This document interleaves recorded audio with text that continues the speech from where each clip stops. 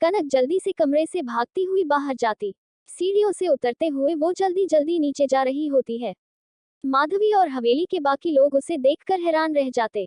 आखिर उनके सामने हवेली की बहू बिना साज श्रृंगार और सर पर घूंघट लिए बाहर जा रही थी। ये देख माधवी की आंखें तन गई। कनक इस सब की बिना परवाह किए बाहर की ओर जाती। सामने मनोहर उसे देखकर कहता, हुकुम रानी साहब, मुझे हॉस्पिटल जाना है, क्या आप मुझे लेकर चलेंगे? प्लीज प्लीज, मुझे मेरी दादी माँ से मिलना है, प्लीज मुझे ले चलिए। मनोहर कनक को इस तरह रोते हुए देख क्या कहता उसे समझ न पा रहा था। और न ही इस समय ओम शंकर हवेली में था। कनक उसके सामने विनती कर रही थी। मनोहर को ये देखा न गया और वह उसे हॉस्पिटल ले जाता।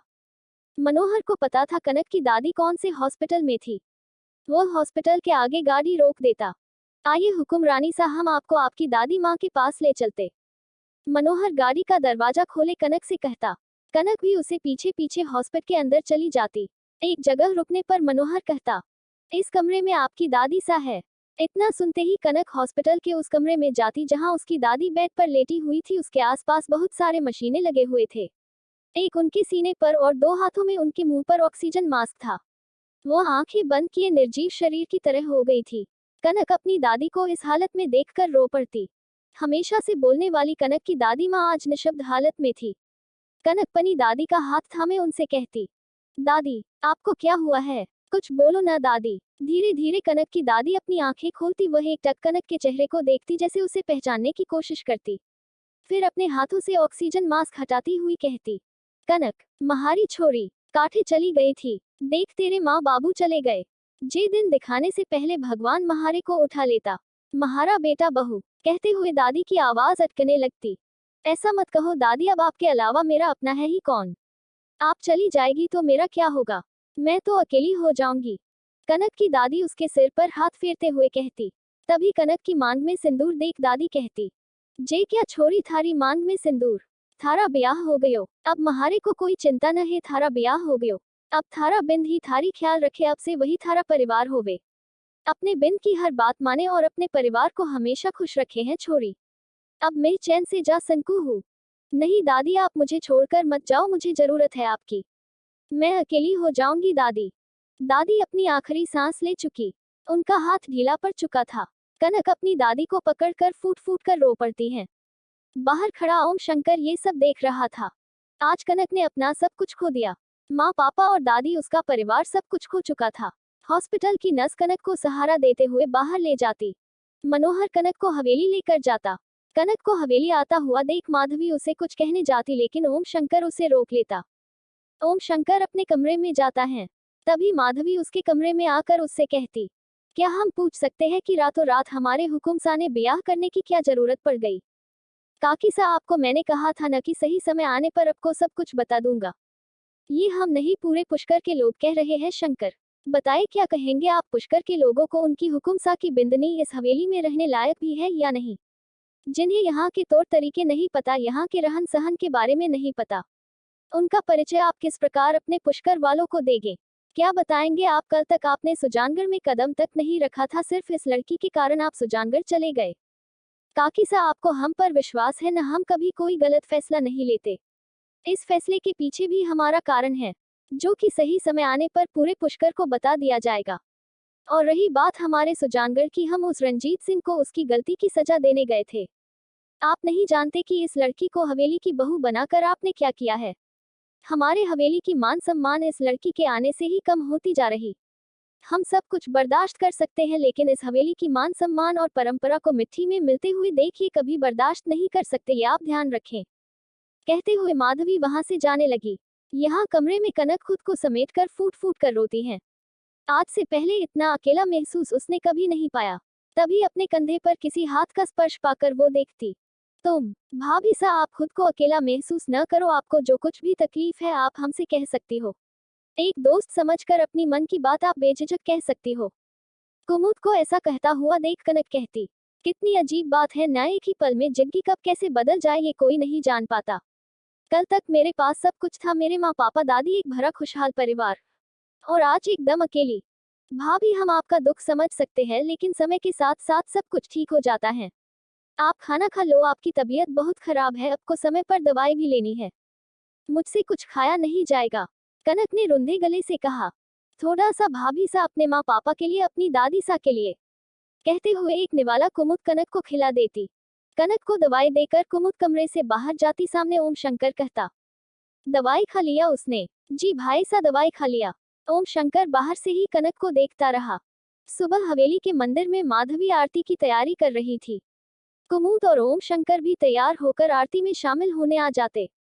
माधवी एक नजर सबकी ओर डाले कहती हैं, बिंदनी सा नहीं आई। इस हवेली की परंपरा है, हवेली की बिंदनी ही आरती करती हैं। हम उन्हें लेकर आते हैं माँ सा। कहते हुए कुमुद कनक के कमरे में जाती है। भाभी आप तैयार? कुमुद कमरे में जाकर देखती है कि कनक कमरे में नहीं थी। कहाँ है भाभी सा? शायद बाथरूम में होगी। ये क्या, बाथरूम में भी नहीं? कहाँ जा सकती है भाभी सा? कुमुद नीचे जाकर सबको बताती। भाई सा, माँ सा, भाभी सा अपने कमरे में नहीं है। हमने हर जगह कमरे में देख लिया, वह कहीं नहीं मिली। ये सुनते ही ओम शंकर का दिमाग घूम जाता। तभी माधवी कहती, देख लिया ओम शंकर, किस तरह ये लड़की हमारे कुल की परंपरा भंग करने में लगी हुई है। ओम शंकर कुछ नहीं कहता। तभी कुमुद कहती है, यही कही होगी भाभी सा, हवेली में ही। कहा जा सकती है, उनकी तो तबीयत भी ठीक नहीं है। हम मीना से कहते हैं, वह हवेली में भाभी सा को ढूंढ लेगी। ओम शंकर और माधवी कुमुद की बात सुनकर कनक का इंतजार करने लगते हैं। यहाँ कनक किसी को बिना बताए पुष्कर के पुलिस स्टेशन पहुंच जाती, जहां पुलिस स्टेशन में पहले से ही किसी आदमी को पुलिसकर्मी जेल में बंद हो रहा था। जल्दी बोल, और क्या क्या चोरी करे है, कहाँ कहाँ छुपा रखा है तन्ने? एक हवलदार उस चोर को डंडे से मारते हुए सच उगलवा रहा था। मत मारो साहब, कुछ न छुपाया मन ने, सब कुछ बता दिया सच। कनक उस चोर को गिड़गिड़ाता हुआ मन ही मन ओम शंकर के बारे में सोचती। ठीक ऐसी ही हालत उस ओम शंकर रानावत की होगी जब उसे अपने गुनाहों की सजा मिलेगी।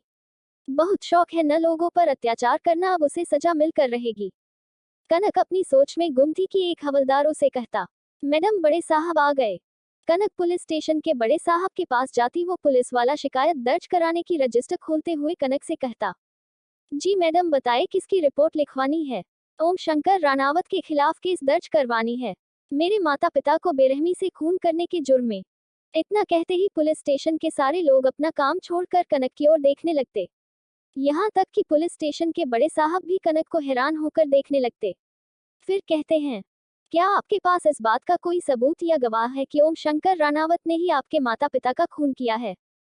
जी हाँ, 100% मेरे पास इस बात का सबूत है। मैंने अपनी आंखों से देखा है मेरे माता पिता को जान से मारते हुए उस ओम शंकर को। इससे बड़ा सबूत और गवाह और क्या हो सकता है? मैडम जी ऐसा नहीं होता, कानून पुख्त सबूत और गवाह मांगती है।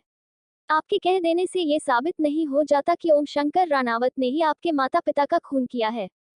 क्यों नहीं हो सकता? मैंने खुद अपनी आंखों से देखा है उस दरिंदे को मेरे माता पिता को जान से मारते हुए। मैं खुद गवाह बनूंगी अपने माता पिता की मौत का। देखिए मैडम, आप अपना और हमारा समय बर्बाद कर रही है। एक तो आपके पास कोई ठोस सबूत नहीं है और ऊपर से ओम शंकर जैसे बड़े आदमी के खिलाफ आप केस दर्ज कर रही। इसमें आपका ही नुकसान होगा। कनक गुस्से से मिठिया कसकर कहती, तो इसलिए आप केस दर्ज करने से डर रहे हैं क्योंकि ओम शंकर जैसे बड़े आदमी के खिलाफ आप केस दर्ज करवाओगी तो आपकी नौकरी चली जाएगी। तो आप एक काम क्यों नहीं करते, अपनी वर्दी निकाल कर फेंक दो और इस पुलिस स्टेशन में ताला लगवा दो, फिर सब मिलकर उस रानावत के चरणों में उनकी सेवा करते रहो। देश की सेवा तो आपसे होगी नहीं। कनक के ऐसा कहने पर वो पुलिस वाला भड़क जाता है और कनक से कहता, देखिए मैडम, आप इस तरह से बात नहीं कर सकती हमसे। आप जैसे लोगों से बात भी नहीं करनी मुझे, क्योंकि जो खुद बिक चुका हो उसके लिए कानून सिर्फ और सिर्फ एक मजाक है। कहते हुए कनक पुलिस स्टेशन से बाहर निकल जाती। सारे लोग उसे ही जाते हुए देखते हैं। कनक अब समझ चुकी थी कि यहाँ के लोगों को ओम शंकर ने खरीद लिया है और कोई भी उसके खिलाफ आवाज नहीं उठाएगा। कनक अब लंबा श्वास लेते हुए मन ही मन ठान लेती, कानून ओम शंकर को सजा दे या न दे, लेकिन अब मैं उसे अपने तरीके से सजा दूंगी, ऐसी सजा जिसे वह जिंदगी भर याद रखेगा। कहते हुए कनक हवेली की ओर चल पड़ती। क्या सजा देगी कनक ओम शंकर को? क्या शंकर कनक को शादी की सच्चाई बता पाएगा? माधवी क्यों कनक को नापसंद करती है? अगला भाग जानने के लिए चैनल को सब्सक्राइब जरूर करें।